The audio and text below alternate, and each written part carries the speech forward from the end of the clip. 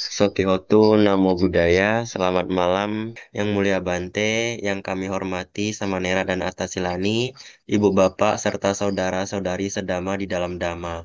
Perkenalkan nama saya Rio Sanjaya yang akan memandu acara Dhamma Sakaca online pada malam hari ini.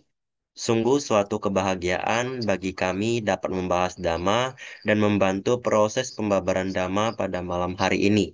Acara ini diselenggarakan oleh KBTI, Keluarga Buddhis Theravada Indonesia, yang ditayangkan secara live melalui Zoom dan YouTube Dhamma Metta Jember. Topik pada malam hari ini yaitu mengharmonikan spiritualitas Buddhis dan teknologi di kalangan Gen Z dan Alpha dengan narasumber Bapak Sukodoyo Widya Wijaya. Sebelum kita memulai acara pada malam hari ini, marilah kita melakukan penghormatan kepada Tiratana dengan membacakan nama Karapatha. Dimohon kepada sahabat Dhamma yang mengikuti untuk tetap bersikap anjali. Arahang sama sambuddho bhagawa Bodang Bhagawantang Abiwademi. Sang Bagawa yang Maha Suci yang telah mencapai penerangan sempurna, aku bersujud di hadapan Sang Buddha, Sang Bagawa.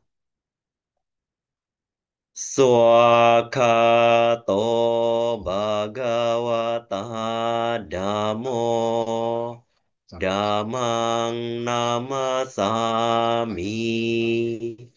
Dhamma telah sempurna dibabarkan oleh Sang Bagawa. Aku bersujud di hadapan Dhamma.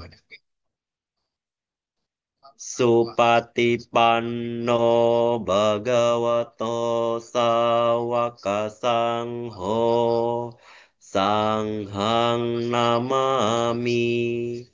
Sangha siswa Sang Bagawa telah bertindak sempurna. Aku bersujud di hadapan Sangha. Selanjutnya, saya akan membacakan profil narasumber kita, yaitu Bapak Sukodoyo Widya Wijaya. Dengan nama lengkap Bapak Sukodoyo Widya Wijaya, profesi saat ini mengajar di STAB Shailendra. Lalu yang kedua sebagai peneliti, pengabdi, pemerhati, dan praktisi pendidikan. Yang ketiga founder PAUD Wiraputra. Dan yang keempat sebagai asesor Badan Akreditasi Nasional PAUD Pendidikan Dasar dan Menengah atau yang disingkat BANPDM. Instagram beliau Sukodoyo Wijaya.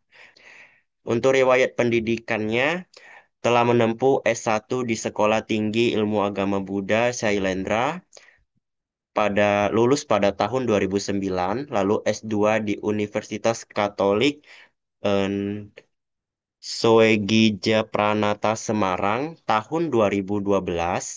Lalu yang ketiga, ternyata Bapak sudah menyelesaikan S3 juga di Universitas 11 Maret UNS Surakarta pada tah pada sap- en, sampai sekarang di tahun 2024 sampai sekarang. Untuk beberapa karya tulis dari beliau ini sangat banyak sekali, sangat luar biasa sekali dari tahun 2022 hingga 2025 aktif dalam menulis berbagai judul artikel ilmiah. Bisa dilihat di eh, s- bisa dilihat di pemaparan slide, kurang lebihnya ada 14 totalnya. Berikut profil narasumber kita, sahabat Dhamma. Supaya tidak berpanjang lebar lagi, maka waktu dan layar akan saya serahkan kepada narasumber. Kepada Bapak Sukodoyo untuk memulai Dhamma Sakaca online pada malam hari ini. Kepada Bapak, saya persilakan. Baik, terima kasih Koryo. Ya, sama-sama Pak. Silakan dilanjutkan, Pak. Ya, baik para pemirsa yang menyimak di YouTube dan Meta Jember, dimanapun Anda berada, selamat malam, Sonti Hontu Namo Buddhaya. Semoga kesejahteraan ada pada Anda sekalian. Baik, pada malam hari ini, terima kasih kepada tim dari Dhamma Meta Jember yang telah memberikan kesempatan bagi saya untuk belajar bersama terkait mengharmonikan spiritualitas Buddhis dan teknologi di kalangan generasi Z dan Alpha. Jadi bicara terkait generasi Gen Z atau generasi uh, Z ini dan Alpha ini kita menjadi ingat bahwa perkembangan teknologi semakin berkembang, manusia juga kelahiran dari berbagai zaman itu mengalami perubahan.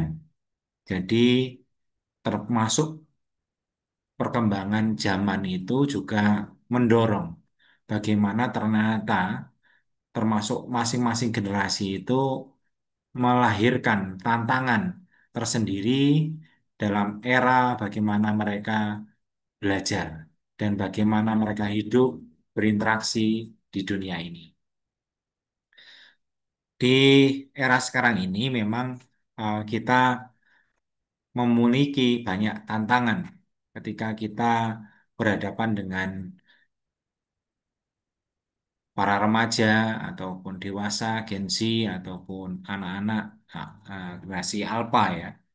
Ah, kita ingat bahwa dari saat ini banyak sekali krisis spiritualitas yang diakibatkan karena derasnya informasi, gaya hidup modern dan paparan budaya yang tanpa filter. Nah, itu yang menjadi salah satu penyebab ketertarikan terhadap nilai-nilai keagamaan itu menjadi menurun. Kemudian secara umum juga itu kita juga melihat bagaimana perlunya dekonstruksi, bagaimana membongkar kembali struktur yang sudah ada, itu karena digitalisasi, eh, bagaimana ritus dan pengalaman religius itu menjadi terfragmentasi, terpecah-pecah, dan kurang mendalam dalam lingkungan virtual. Lebih lanjut juga kita eh, terkait ketimpangan penerimaan teknologi oleh komunitas keagamaan. Jadi sebagian pendukung mendukung inovasi, sementara yang lain skeptis terhadap potensi distraksi dan komodifikasi ini. Kita juga menjadi paham bahwa secara Buddhisme itu hadir sebagai jangkar di sini untuk yang mengikat kuat di tengah-tengah perubahan itu hadir. Karena apa? Karena terbukti eh, dalam kajian Buddhis kita ingat bahwa ternyata dari sisi teknologi itu sendiri ada ketergantungan antara Gen Z dan Gen Alpha itu terhadap teknologi. Ya, jadi harus ada pendekatan ajaran Buddha yang menekankan pada kesadaran dan pelapasan dari keterikatan ini. Kemudian kesalahpahaman terhadap nilai Buddhis, kadang karena paparan informasi yang bias atau dangkal di media sosial. Kemudian kesenjangan antara ajaran tradisional dan praktik digital yang dalam penyampaian dhamma.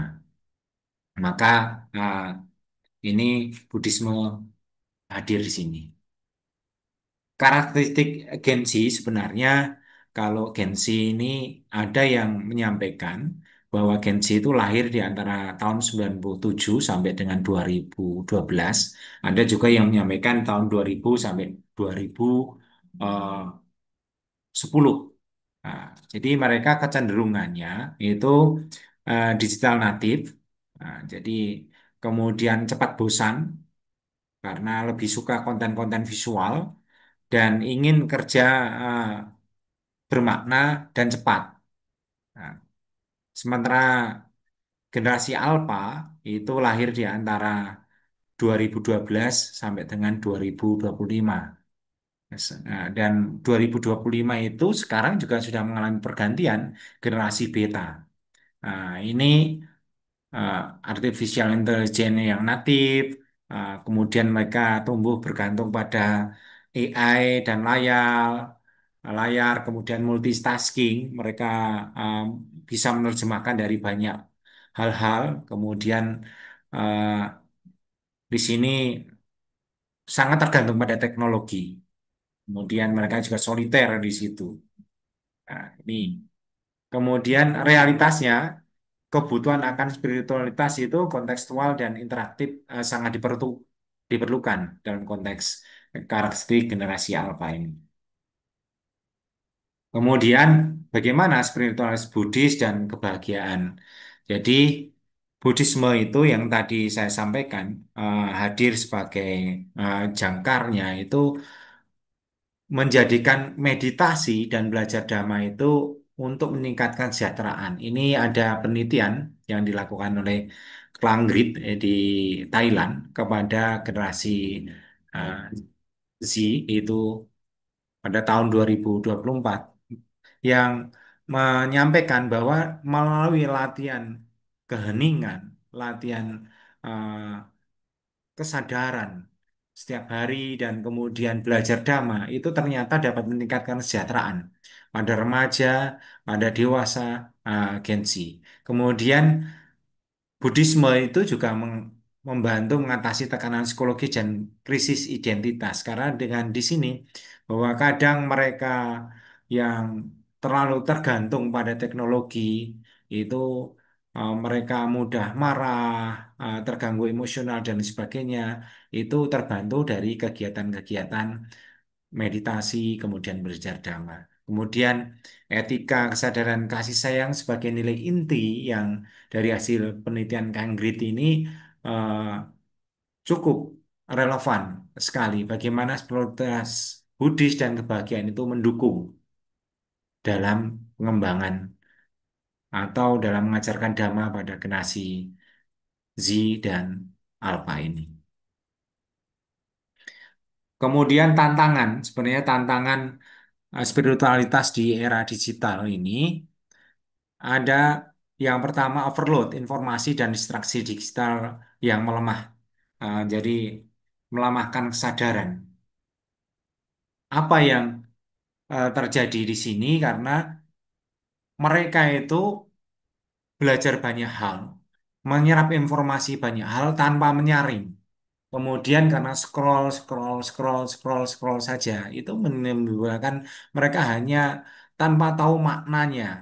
Kemudian terdistraksi di sini. Makanya nanti mereka akan kena adiksi. Jadi kondisi di mana seseorang memiliki ketergantungan kuat, baik fisik maupun mental terhadap suatu zat atau yang di sini kepada gadget atau media sosial itu. Jadi nanti akan ada timbul perilaku tertentu semacam tidak mudah mengendalikan diri, eh, untuk berhenti, eh, walaupun tahu bahwa hal itu negatif gitu. Kemudian krisis makna dan identitas tadi sudah saya ungkap di atas. Ya, ini juga menurut penelitian Mirdal ini, terutama di kalangan muda akibat dominasi budaya konsumtif. Jadi kayak mereka mengkonsumsi media sosial gitu terlalu banyak tanpa diimbangi bahwa itu hanya tools saja, alat saja. Kemudian mereka mementingkan algoritma media sosial tanpa menyadari bahwa itu bukan nyata. Jadi mereka mengejar algoritmanya itu. Di sisi lain juga eh, tantangannya ada moral injury eh, dan PTSD itu post traumatic stress disorder itu semacam penyakit yang di situ eh, ada gangguan mental sebenarnya. Nah, ini terutama pada kelompok yang mengalami trauma eksistensial yang membutuhkan pendekatan spiritual dalam penyembuhan. Nah, ini dari Pierce dan kawan-kawan. Jadi moral injury itu semacam luka batin akibat melanggar moral atau etika secara pribadi. Sedangkan kita juga paham bahwa tantangan-tantangan ini juga bagaimana eh, harusnya eh, kita ketahui sejak dini. Kemudian tadi juga saya ungkapkan informasi dangkal tentang Buddhisme di media sosial itu juga kurang karena mereka kurangnya mau belajar banyak, baik dari literasi digitalnya atau mendengar secara menyeluruh, hanya informasi sepotong-sepotong. Itu jadi informasi terkait Buddhisme itu tidak lengkap. Ini menjadikan s- tantangan tersendiri juga. Tantangan lain adalah bagaimana menjaga nilai kesakralan dari praktik Buddhis itu sendiri.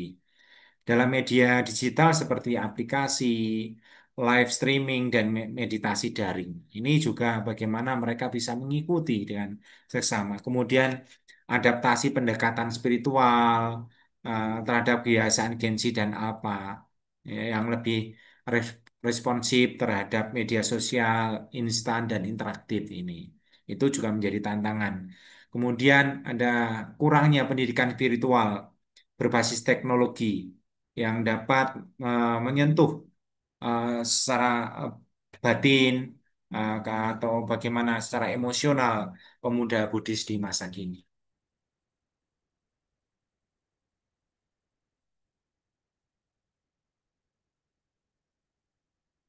Kemudian titik temu Buddhisme dan transhumanisme ini kita menjadi bahwa transhumanisme itu adalah pandangan yang mendukung penggunaan teknologi seperti neuroteknologi, AI, augmented, virtual reality, bioteknologi untuk meningkatkan dosis biologis manusia ini yang mengarahkan pada post human atau manusia yang melampaui batas biologis.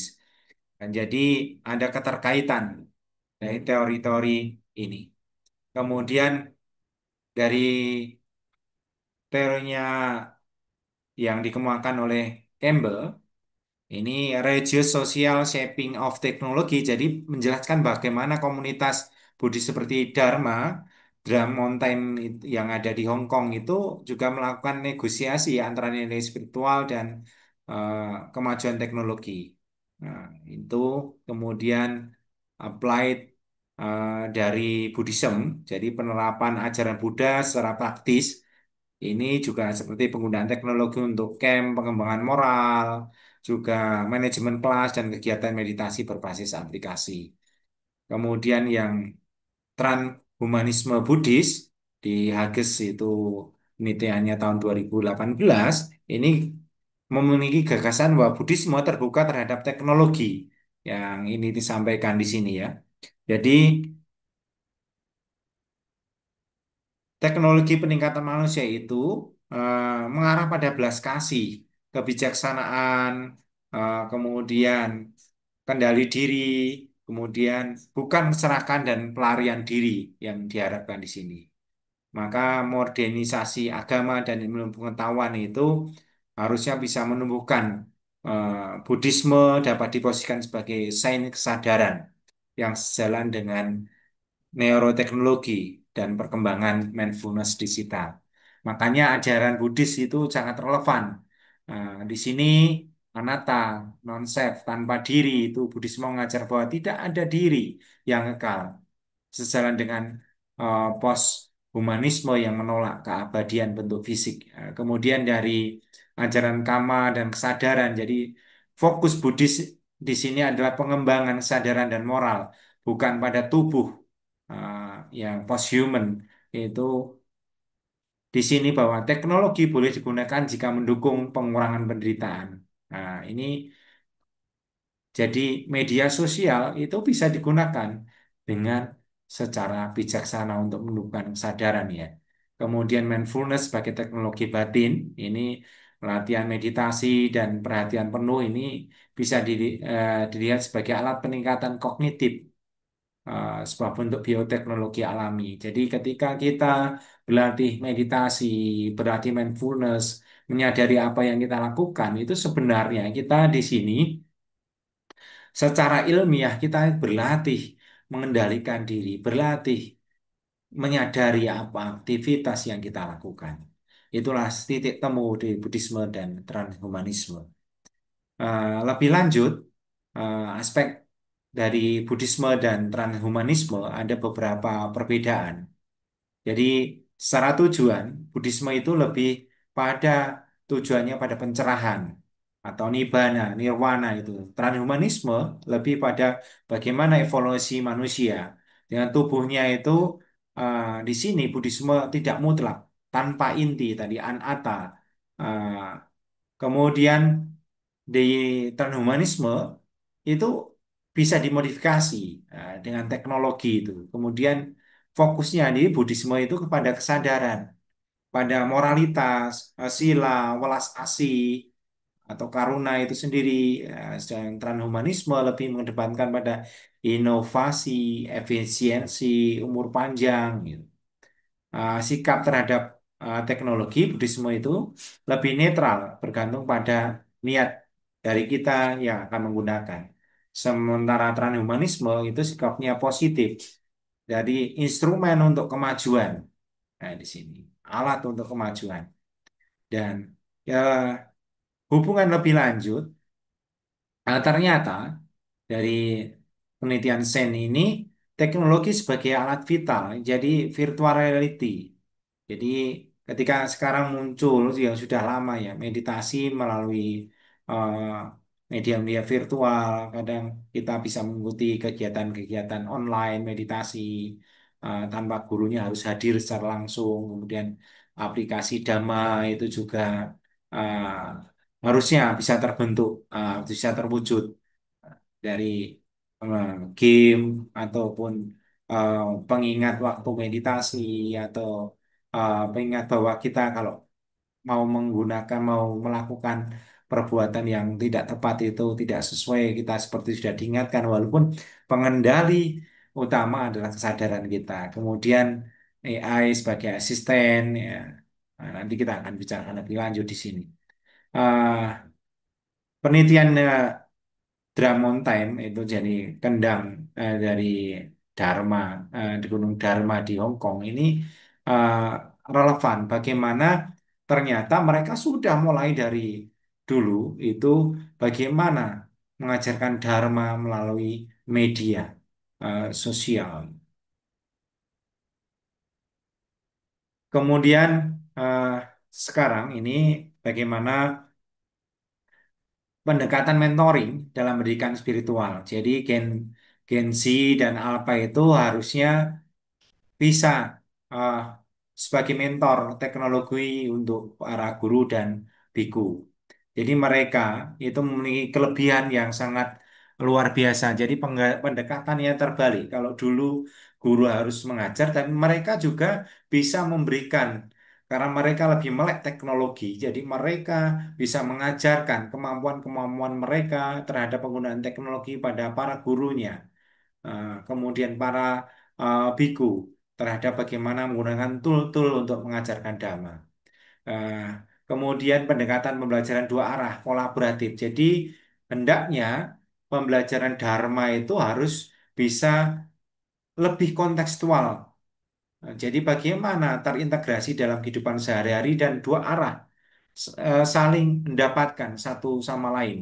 Jadi bukan hanya fungsi guru itu kemudian menjadi pusat pembelajaran, tapi siswa harus berani belajar sendiri menggunakan segala kemampuannya dan guru hanya sebagai pembimbing. Nah, di sini saling berkolaborasi, bekerja sama untuk mencapai tujuan pembelajaran yang ingin diraih. Ini harapan dari pendekatan mentoring ini. Kemudian relevansinya untuk pengajaran ini Buddhis, kita juga harus melibatkan Gen Z dan Alpha ini sebagai agen aktif dalam pembelajaran spiritual. Ini agar mereka terhubung secara emosi, pikiran dengan ajaran Buddha baik di wihara, sekolah maupun platform digital. Jadi mereka dilibatkan secara bertanggung jawab dalam kegiatan webinar atau kegiatan-kegiatan yang lain dalam konteks kewiharaan atau kegiatan-kegiatan keagamaan. Dengan begitu mereka merasa dihargai, mereka merasa ada keterlibatan dalam kegiatan-kegiatan ini. Nah, kemudian tiga model praktis harmonisasi, nah itu bisa dibentuk yang pertama dengan pembentukan komunitas daring. Jadi sekarang kita tidak memungkiri, kita juga akibat harmonisasi ini kita bisa bertemu tatap maya ya bisa bertemu di ruang digital. Di sini juga karena ada platform-platform untuk belajar, maka media sosial atau platform streaming itu hendaknya bisa digunakan untuk diskusi dengan mereka. Jadi ada kolaborasi secara internasional di kalangan mereka, di kalangan Gen Z dan Gen Alpha. Ada komunitas Buddhis yang saling terkait untuk mendiskusikan masalah-masalah dunia, masalah perkembangan, masalah peradaban, kemudian masalah sosial, apalagi eh, terkait bagaimana mereka menjaga ekosistem, bagaimana kepedulian Buddhis, peningkatan SDM Buddhis dan lain sebagainya. Kemudian meditasi daring itu yang sudah banyak kita temukan juga, tapi masih jarang sekali Gen Z dan Gen Alpha itu bisa mengikuti dengan seksama. Maka inilah perlu uh, keterkaitan di sini dan pelatihan Dhamma secara virtual ya. Ini dari hasil penelitian di 2014 ternyata sumbangsih dari pembentukan komunitas daring itu sangat diperlukan dan kita sekarang bisa meningkatkannya. Kemudian gamifikasi dari praktik Buddhis. Jadi perlunya ada aplikasi dengan misi meditasi, eh, poin kama eh, dan pengingat sila. Contoh-contohnya adalah bagaimana dari penelitian Haggis ini 2018. Jadi bagaimana mereka diingatkan, ayo meditasi, bagaimana meditasi harusnya, bagaimana menyadari setiap aktivitasnya itu harus ada aplikasi-aplikasi tool-tools semacam itu yang bisa disesuaikan dengan konteks mereka. Kemudian ada pembelajaran-pembelajaran game terhadap konteks kama itu.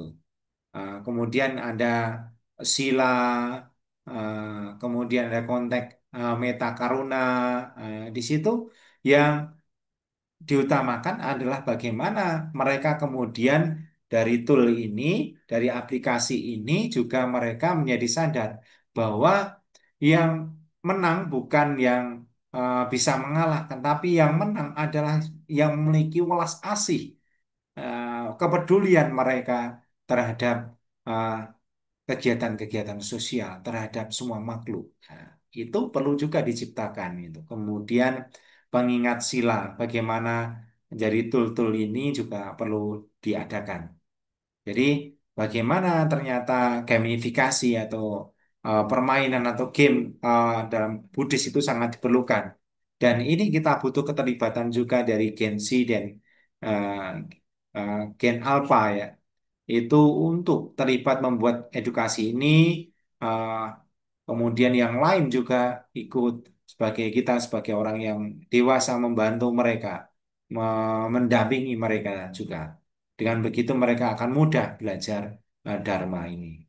Nah, maka konsistensi dalam praktik ini juga diperlukan. Kemudian AI Dhamma Assistant ini seperti chatbot ya, AI itu ya. Jadi bagaimana nasihat Buddhis, ada tanya jawab harian, meditasi terpandu. Nah, itu kalau di sini chatbot itu kan ketika uh, kita berbicara kemudian muncul apa yang kita tanyakan tentang nilai Buddhis, apa yang kita tanyakan ketikan itu juga ada. Itu bisa memandu mereka. Jadi penggunaannya secara positif. Maka di sini pemeriksaan informasi atau bahasa secara alami NLP ini agar Dhamma mudah dipahami Gen Z dan Gen Alpha.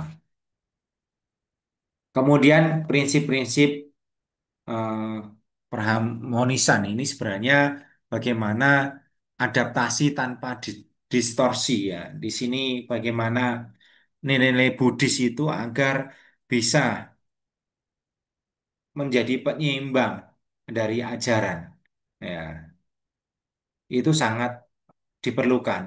Jadi nilai-nilai Buddhis itu harus menjadi pegangan bagi mereka dalam belajar. Kemudian transformasi uh, bukan transaksi konten ya. Jadi di sini uh, kita harus mengenal bahwa dari transformasi digital ini hendaknya bukan sebagai perpindahan konten saja, tapi mereka bisa paham nah, dari hal ini. Maka harus disesuaikan dengan tahapan perkembangan dari Gen Z dan Gen Alpha ini. Kemudian inklusivitas, kita harus melibatkan bagaimana Gen Z dan Gen Alpha itu sebagai kreator atau konten spiritual.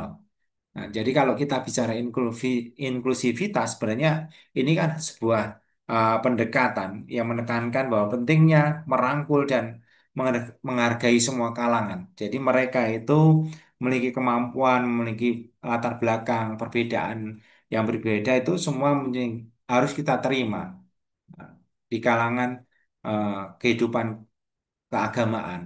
Nah, ini ide-ide mereka kita bisa tampung dan mereka diberikan kesempatan untuk berpartisipasi. Kemudian menggunakan teknologi untuk perluasan dhamma dan pendalaman spiritual. Jadi bagaimana teknologi itu digunakan tapi bukan untuk dilekati. Nah, ini yang penting sekali. Kemudian harus jadi alat bantu, bukan mengalih dan praktik langsung. Jadi cuma alat bantu tool bantuan yang bukan untuk dilekati. Jadi prinsip ini harus kita tekankan secara bersama-sama. Kemudian kita juga tahu bahwa esensinya dari penggunaan teknologi itu juga pada hakikatnya bukan penghalang spiritualitas, tapi bisa menjadi jembatan bagaimana kita belajar dhamma itu sendiri. Jadi ajaran Buddha itu hadir sebagai penuntun sadar di era digital ini. Jadi kita juga harus bisa merangkul uh, setiap kalangan, setiap generasi agar mudah belajar bersama Dharma. Karena Dharma ini esensinya itu bisa dipertanyakan, bisa dicari kebenarannya, maka kita harus mendukung para generasi ini untuk selalu belajar lebih mendalam. Kemudian, marilah kita wujudkan generasi digital yang bijak dan penuh kasih sayang. Jadi, dari uraian yang di atas tadi, sebenarnya ada nilai-nilai Buddhis yang bisa kita pelajari, yaitu yang pertama, kita sadar menjadi sadar dalam menggunakan teknologi. Kemudian menggunakan teknologi itu hanya tool, makanya juga perlu pengendalian diri, bukan untuk dilekati atau nekama ya. Eh, juga bagaimana bentuk karuna, kasih sayang dan welas asih harus menggunakannya dengan kebijaksanaan serta pemahaman akan tanpa diri, tanpa aku, yang kekal dan duka penderitaan. Jadi fondasi penting dalam penggunaan teknologi secara etis ini diperlukan. Jadi prinsip Majjhima Patipada, jadi bagaimana jalan tengah, bagaimana mengajarkan moderasi, menjadikan teknologi sebagai sasaran bukan tujuan ini menjadi prinsip utama yang harus kita gemakan bersama. Nah, kita akan masuk sesi diskusi. Nah, sini saya mengutip dari apa yang pernah disampaikan Einstein. Jadi, jika ada agama yang dapat memenuhi kebutuhan ilmiah modern, itu adalah agama Buddha. Ini sumber yang saya gunakan. Silakan nanti kita berdiskusi bersama bagaimana menggali terkait materi ini. Terima kasih. Oke, baik. Sungguh luar biasa sekali pemaparan materi yang disampaikan narasumber kita. Kini saatnya mungkin ada terkumpul pertanyaan dari YouTube, Pak. Nah, jadi langsung saja saya sampaikan pertanyaan dari YouTube. Yang pertama Ya, yaitu silakan. bagaimana cara kita mengurangi gadget terhadap semua kebutuhan sehari-hari kita gitu, Pak. Karena kan setiap hari ini kan kita tidak terlepas dari yang namanya gadget gitu, Pak. Terima kasih. Ya, terima kasih pertanyaan yang sangat menarik sekali. Jadi, kalau kita bagaimana menguasai gadget itu ya kita harus menggunakan secara bijaksana, digunakan sesuai kebutuhannya itu. Jadi yang tahu batas pengendalian atau secara sangwara ini kebutuhan kita itu ya diri kita sendiri. Maka harus ada pengendalian diri dari diri kita dalam menggunakannya. Ini butuh atau tidak gitu. Sehingga tidak banyak waktu yang kita buang sia-sia uh, untuk menggunakan gadget ini. Jadi memang diperlukan kebijaksanaan dan nilai kebermanfaatan yang perlu kita pertimbangkan dalam menggunakan. Nah, ini yang harus kita pahami bersama. Jadi asas manfaat itu perlu uh, kita pertimbangkan di sini secara bijaksana. Begitu, Ko Rio, ya. Oke, baik Pak. Jadi kesimpulannya itu kita harus bijaksana ya Pak ya. Nah, jadi untuk pertanyaan selanjutnya, ini sangat banyak sekali pertanyaan dari YouTube. Sahabat Dharma sangat antusias sekali pada malam hari ini. Pertanyaan selanjutnya yaitu, bagaimana kita memanfaatkan teknologi untuk mengembangkan pengetahuan kita, bukan semakin membuat kita itu semakin termerosot gitu, Pak. Nah, itu bagaimana caranya? Ya, ini juga pertanyaan menarik ya sekali. Mungkin ya Gen Gen Z atau Gen Alpha yang menanyakan. Eh, kita harus menyesuaikan juga ya. Tadi harus disesuaikan dengan kebutuhan. Jadi prinsipnya itu kita menggunakan teknologi itu untuk kebutuhan. Itu kan hanya alat, bukan untuk dilekati ya. Di satu sisi kita butuhnya untuk apa gitu. Makanya ada di Finlandia dan di Australia itu sekarang membatasi anak-anak dan remaja dalam menggunakan gadget.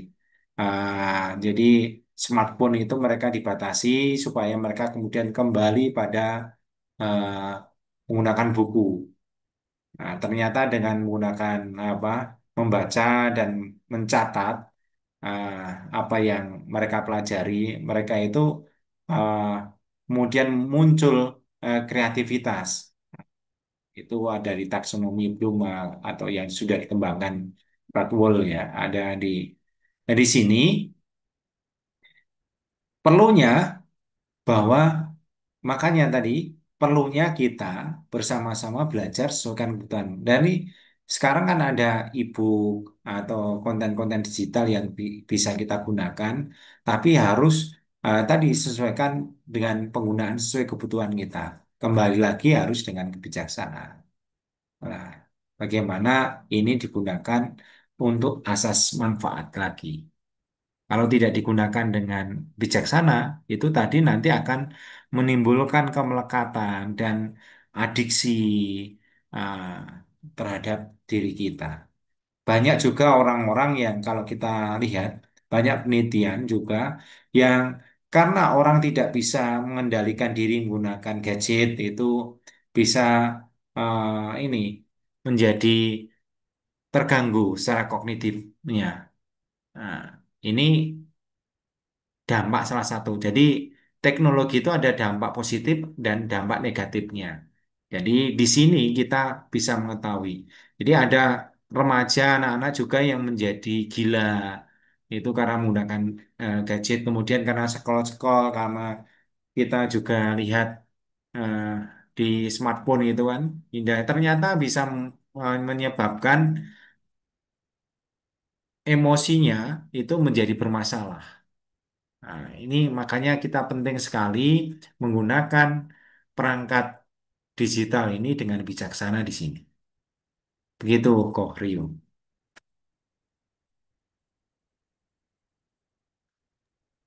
Oke, baik Pak.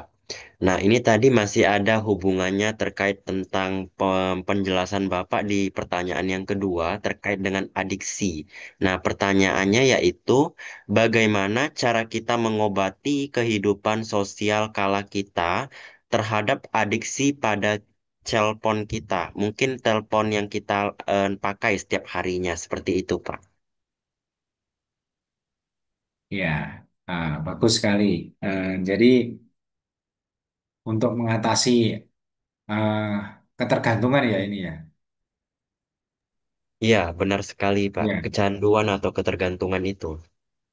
Ya, itu sebenarnya tadi dikemukakan, itu makanya perlunya uh, kita belajar Dharma itu di sini. Makanya dengan konten-konten yang berbau digital, yang berbau nilai-nilai Buddhis itu diperlukan. Termasuk penggunaannya juga harus ada pendampingan atau kegiatan-kegiatan, bisa seminar bersama lintas generasi ataupun bisa seminar dengan topik-topik yang sesuaikan dengan kebutuhan Gen Z atau Alpha. Nah, itu juga diperlukan. Kemudian ketergantungan ini muncul karena ada kemelekatan. Kemelekatan bahwa dia ingin menggunakan terus tanpa ada pengendalian.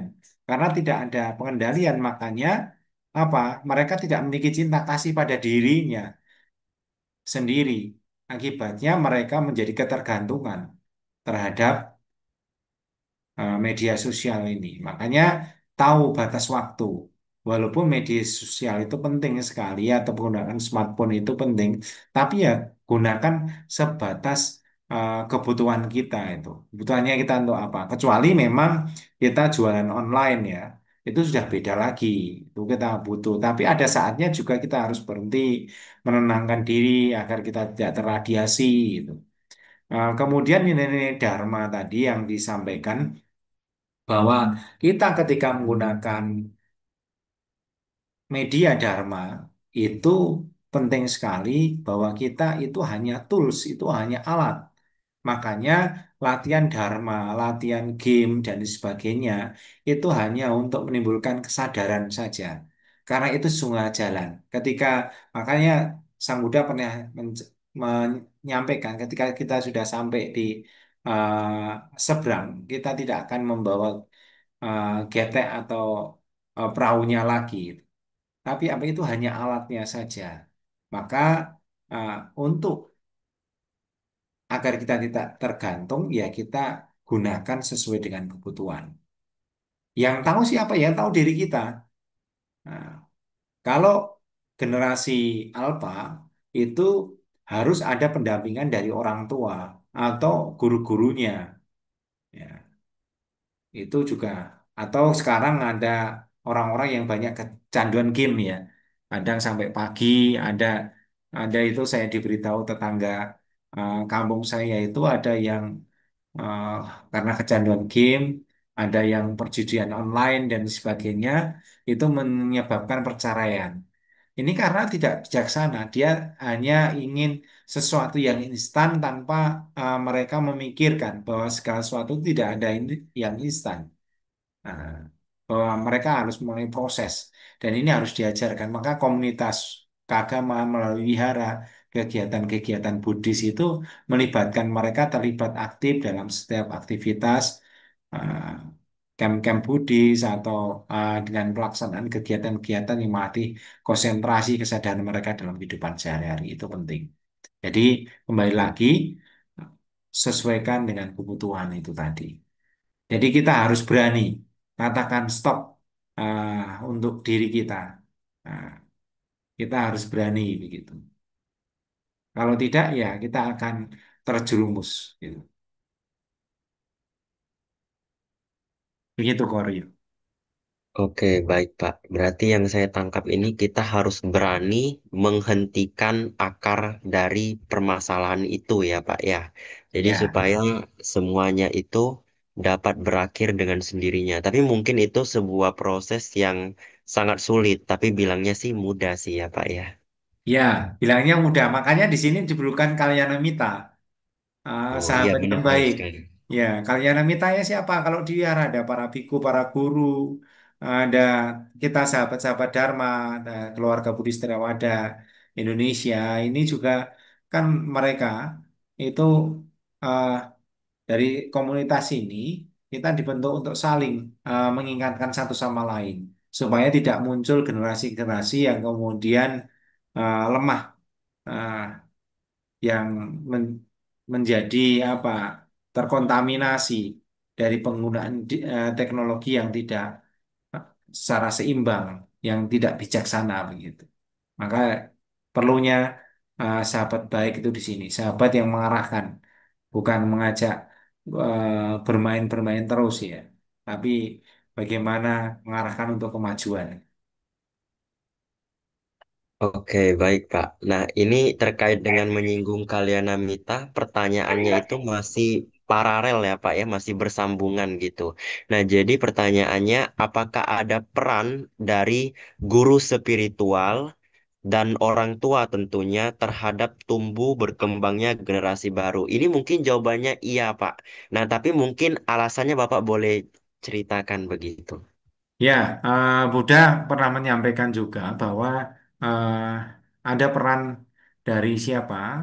Peran dari orang tua dalam mendidik putra-putrinya. Jadi Kalyanamita pertama itu adalah eh, siapa? Adalah orang tuanya, menjadi guru pertama. Jadi mereka yang mengajarkan nilai-nilai karakter, nilai-nilai budi pekerti, spiritualitas, religiusitas, kemudian nilai-nilai moralitas, itu adalah pertama dari keluarganya, dari orang tuanya. Kemudian dari para guru dharma, dari para guru-guru yang mengajarkan kebajikan. Termasuk guru-guru yang lain yang mengajarkan mata pelajaran, tapi esensinya adalah untuk pengembangan budi pekerti. Kemudian juga dari uh, teman-temannya, lingkungan juga ikut berkontribusi. Jika dari keluarga itu kurang kuat atau pondasinya kurang kuat, maka dari peer group atau sahabat atau karena tekanan dari kawan-kawannya itu juga akan turut membangun karakter atau tindakan dari generasi ini. Makanya apa? Diperlukan komunitas yang sama-sama ini menciptakan kegiatan positif, lingkungan positif untuk bersinergi. Kita menjadi ingat bahwa Ki Hajar Dewantoro itu Bapak Pendidikan itu pernah menyampaikan bahwa tripusat pendidikan, ada 3 pusat pendidikan. Yang pertama adalah pendidikan itu dimulai dari keluarga, kemudian sekolah, ah, kemudian dari lingkungan, dari mereka pergaulannya. Itu juga akan membentuk satu sifat. Nah, makanya kalau dia sahabat dengan siapa, berbagi dengan siapa, itu akan menentukan karakter budi pekertinya. Kemudian terkait penggunaan teknologi ini, untuk generasi alfa dan beta, karena kita akan mengharmonisasikan, maka apa? Jadi menggunakan teknologi yang tepat sasaran. Maka eh, cyberpedagogi ini adalah usaha dan kita pada malam hari ini adalah bagaimana mengusahakan konten-konten positif, konten-konten yang baik, bagaimana agar generasi alfa dan beta itu bisa menyimak dharma dengan baik sesuai dengan tahapan mereka, sesuai dengan minat mereka. Nah, ini yang dipentingkan. Maka sekarang tidak tripusat pendidikan lagi, catur pusat pendidikan. Karena dunia digital, dunia maya itu juga menjadi pusat pendidikan bagi eh, generasi kita. Makanya itu juga menjadi sahabat, sahabat yang baik. Jadi untuk menjadi sahabat baik kita harus memilih sahabat yang baik. Dalam Manggala Sutta itu disampaikan oleh Sang Buddha untuk kita bergaul dengan orang bijaksana, bukan orang yang dungu ya. Di sini yang dimaksud di dungu di sini adalah orang-orang yang tidak mengetahui bagaimana moralitas, bagaimana kebijaksanaan dalam bertindak. Nah, makanya di sini apa yang diharapkan eh, ada contohnya ketika kita bergaul atau ketika contoh yang real gini aja yang pemuda ini ada daging busuk. Daging busuk itu ditaruh di daun. Ya, nah, ini saya tanya ke Rio ini. Nah, nanti daunnya itu ikut berbau busuk enggak? Ikut Pak, pastinya. Kenapa? Karena eh, daun itu kan daun itu yang tadi kita simpan di tempat yang busuk ya Pak ya ceritanya ya, atau sudah dibiarkan lama seperti itu, dia akan mengikuti, Ya, karena mengalami kelapukan. ya terkontaminasi. Betul, betul Bau seperti bau itu. busuk dari apa? Dari dagingnya tadi. Sementara kertas yang dibuat untuk wadah kayu cendana ikut wangi nggak, Koryo? Ikut juga Pak. Nah, ini salah satu tadi harmonisasi ya, karena Koryo itu kan generasi alfa atau beta? Generasi Saya alfa, apa Pak? alfa ya. Nah, Ya. di sini kita menjadi tahu bahwa jadi kertas tadi menjadi kutwangi. Jadi kalau kita bergumul bersahabat dengan orang-orang baik, kita pun akan ikut menjadi baik. Tapi kalau kita bergumul dengan orang-orang yang tidak baik, kita pun akan menjadi tidak baik. Nah, dengan orang-orang yang melakukan tindakan amoral, kita bisa jadi walaupun kita tidak melakukan, itu bisa kita menjadi uh, ikut terkena dampaknya. Dalam istilah Jawa itu ada nggak makan nangkanya tapi kena getahnya gitu. Nah, itu bisa juga karena berkumpul dengan orang-orang yang demikian. Makanya inilah peran Kalyanamita itu orang yang mau mengingatkan, mau mengajak kita untuk selalu berbuat baik. Ini dikatakan di dalam Sigala Sutta juga. Di dalam Tiga Janu Sutta itu salah satunya juga agar kita bisa sejahtera secara moral, itu juga kita harus bersahabat dengan orang-orang yang mengenal Dharma, orang yang punya perilaku yang baik, baik dari moralitas, keyakinannya, itu di sini. Jadi baik mereka walaupun masih muda ataupun orang tua, kita perlu bersahabat dengan mereka. Jadi pentingnya di situ, Koryo dan para sahabat, bro dan sis ya, dimanapun Anda berada. Silakan, karena itu sesi diskusi bukan hanya dari saya. Silakan barangkali ada yang tanggapan-tanggapan yang bisa disampaikan. Oke, baik Pak. Ini karena peserta Zoom kita ini hanya 3 orang saja, jadi kita tidak ada peserta. Nah, peserta kita Ya, banyaknya pada malam hari ini di YouTube, Pak. Nah, jadi ya, sehingga pertanyaan di YouTube ini sangat banyak sekali. Ini masih kurang lebih ada 2 sampai 3 pertanyaan lagi. Saya masuk ke pertanyaan berikutnya ya, Pak ya. ya, silakan. Pertanyaan berikutnya yaitu, bagaimana menjadikan anak-anak Gen Z ini penuh dengan motivasi dan terus berusaha tanpa pasrah dan tidak terlena dalam hal waktu? Seperti itu, Pak.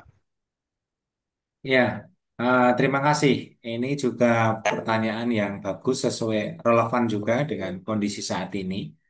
Eh, Pemerintah melalui Kementerian Kemendikbudrismen itu membiasakan 7 kebiasaan anak hebat ya. Nah, yang pertama itu adalah bangun pagi, yang kedua adalah bangun pagi berdoa. Kalau kita bisa bermeditasi, nah, untuk para pelajar ini, terutama dari PAUD sampai dengan SMA, tapi di perguruan tinggi juga bagus juga. Kemudian olahraga. Nah, setelah olahraga, ah, kemudian makan makanan bergizi, nah, kemudian gemar belajar, selanjutnya bermasyarakat dan tidur cepat. Karena ini sebagai usaha untuk menciptakan generasi emas di tahun 2045 ya. Ah, jadi bagaimana mereka sadar, makanya kita kadang cenderung menghakimi tanpa tahu bagaimana kebutuhan mereka. Kita harus senantiasa ketika berinteraksi dengan putra-putri kita, kita bisa meletakkan smartphone kita, kemudian kita bisa duduk bareng, bercerita, kita bisa mendengar apa yang aktivitas yang mereka lakukan dan sebagainya. Ini penting sekali. Kemudian agar mereka menjadi disiplin ya memang kita bisa memberikan sesuai kebutuhan, bukan yang diinginkan. Jadi penggunaan media sosial itu sesuaikan kebutuhan. Kamu butuh waktu eh, misalnya 1 jam sehari untuk belajar ya gunakan. Dan kita harus konsisten. Kadang kita tidak konsisten. Kita sebagai orang tua gitu.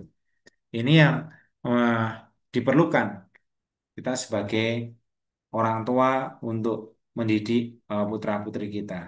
Kemudian kedisiplinan dan tanggung jawab itu juga harus dimulai. Jadi pernah ada penelitian dari Harvard University yang kemudian ada yang video-video viral ya. Ternyata anak-anak yang sukses itu dimulai dari mereka yang mau terlibat dalam kegiatan keseharian, termasuk menyapu, menyuci piring atau kegiatan di rumahnya, mengepel, kemudian membersihkan apa itu kamar mandi, toilet dan sebagainya. Kemudian mereka tanggung jawab terhadap apa yang barang mereka pakai, termasuk baju-baju dan sebagainya. Ini adalah bagaimana agar mereka juga dibiasakan untuk beraktivitas juga. Jadi tujuh kebiasaan kemudian kita mendisiplinkan ke tanggung jawab mereka agar mereka menjadi sosok yang tangguh. Jadi waktu mereka ketika diajak tanggung jawab bersama dalam keluarga itu menjadi apa?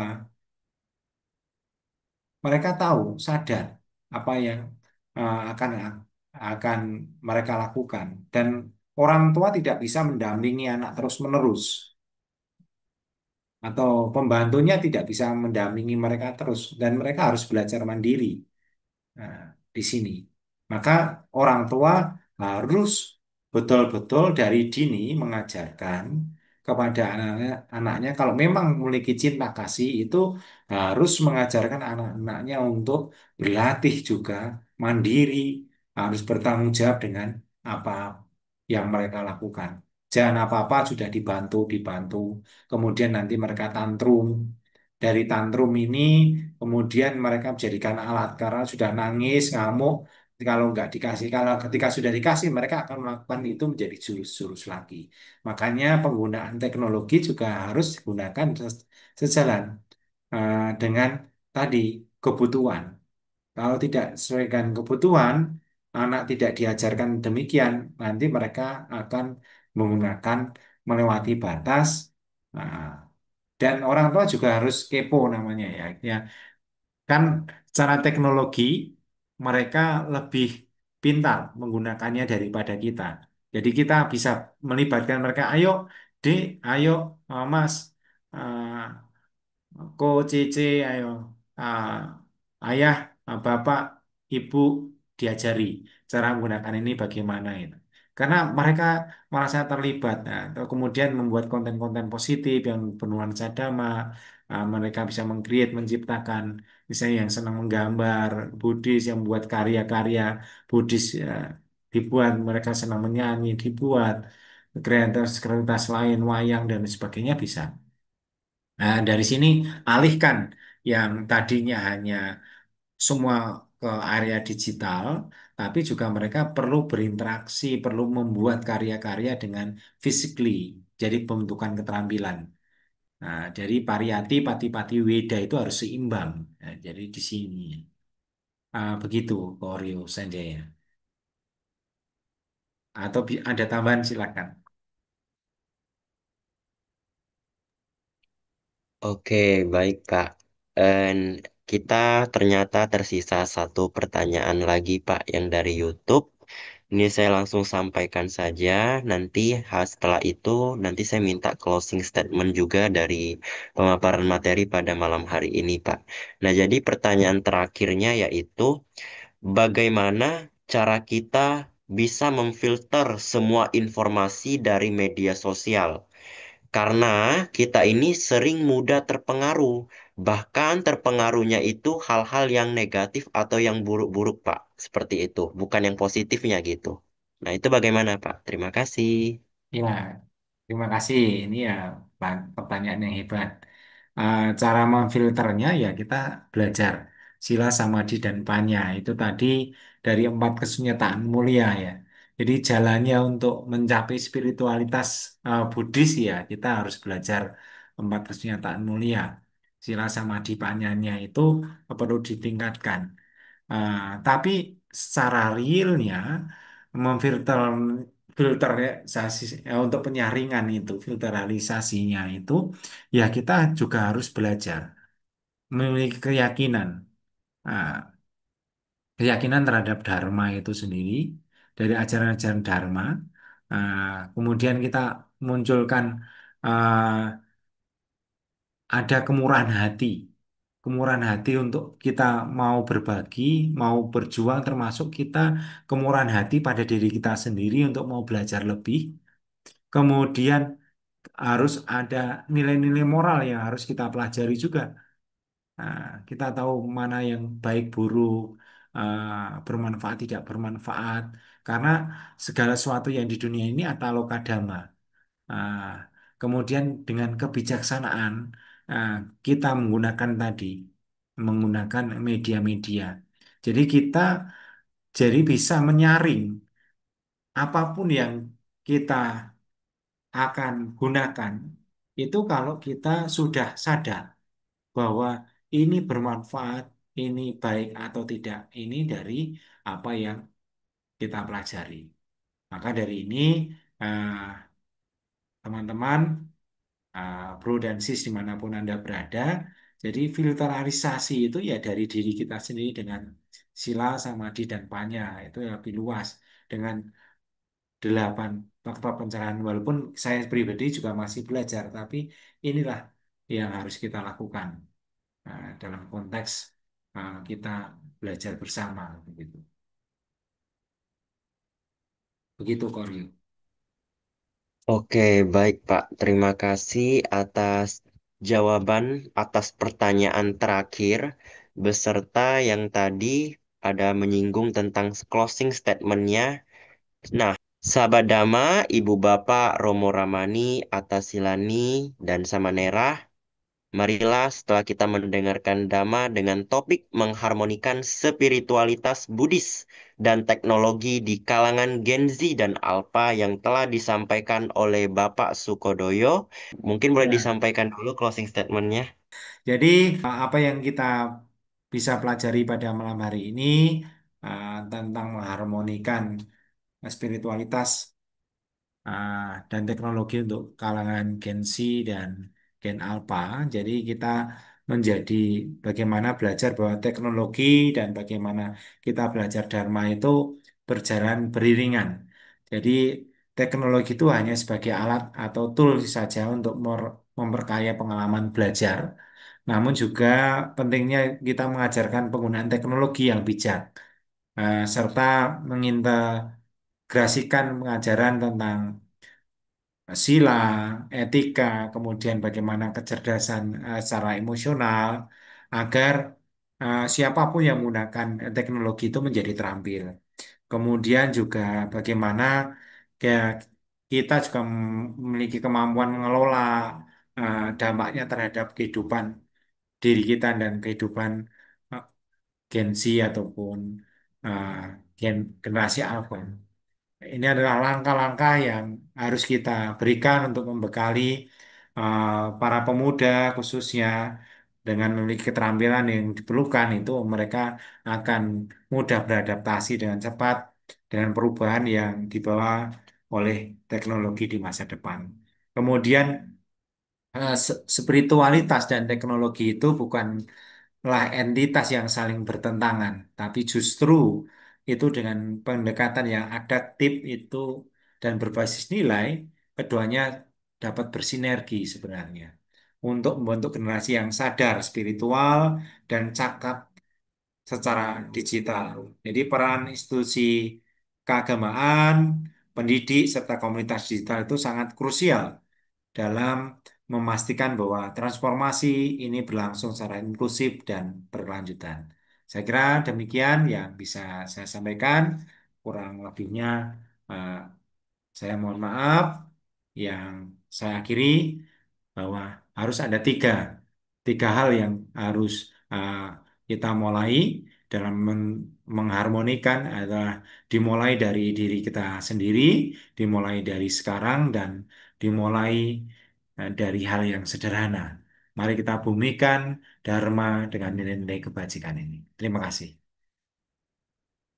Oke, baik. Sungguh luar biasa sekali yang telah disampaikan dari pemaparan materi, pemaparan tanya jawab, serta diakhiri dengan closing statement yang disampaikan oleh Bapak Sukodoyo. Nah, kini sahabat Dhamma, Ibu Bapak, Romo Ramani, Atasilani, dan Samanera, mari setelah kita mendengarkan Dhamma dengan topik mengharmonikan spiritualitas Buddhis dan teknologi di kalangan Gen Z dan Alpha, yang disampaikan oleh Bapak Sukodoyo, marilah kita mempersembahkan kebajikan dengan membacakan Parita Patidana yang akan dipimpin langsung oleh Bapak Sukodoyo Widya Wijaya. Kepada Bapak, saya persilakan. Mari, bro dan sis, dimanapun Anda berada, setelah kita berbuat kebajikan, kita limpahkan jasa kebajikan kita kepada semua makhluk, baik para luhur dan semua makhluk yang ada ikatan karma dengan kita. Semoga mereka dapat berbahagia atas jasa kebajikan yang kita perbuat pada saat ini ataupun hari ini.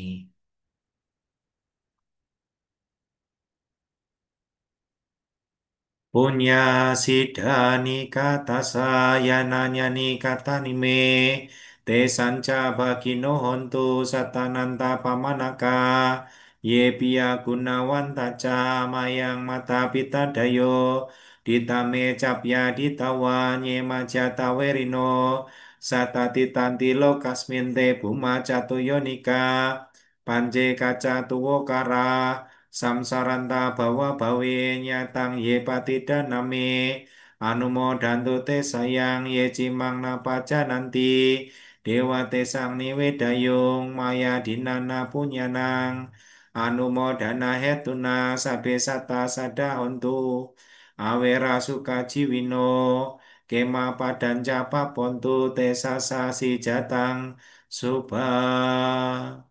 Sadu, sadu, sadu.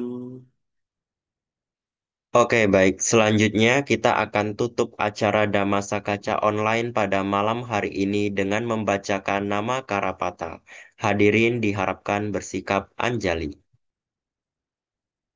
Arahang Sama Sambuddho Bhagawa Buddhang Bhagawantang Abhiwademi.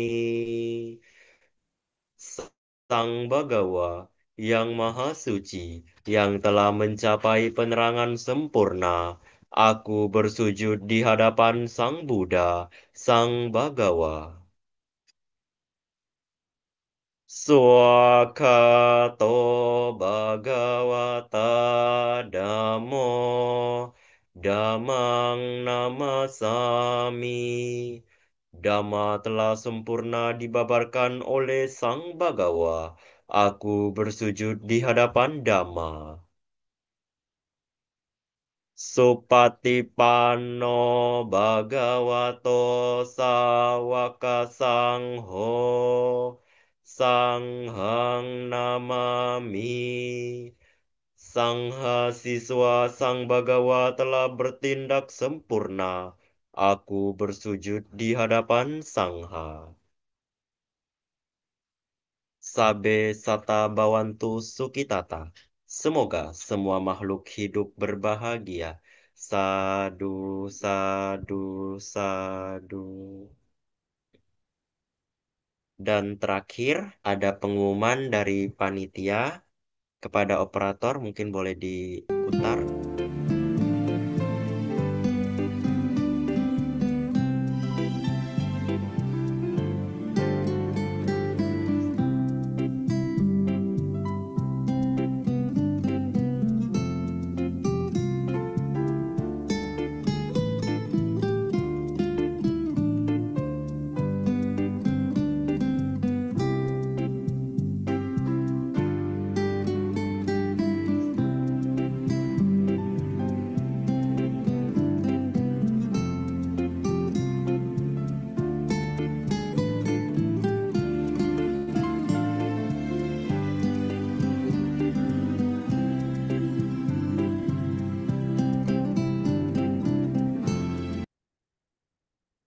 Demikianlah sahabat Dama, Ibu Bapak, Romo Ramani, Atta Silani, dan Samanera. Rangkaian acara pada malam hari ini kami mohon maaf apabila terdapat kesalahan baik yang disengaja ataupun yang tidak disengaja.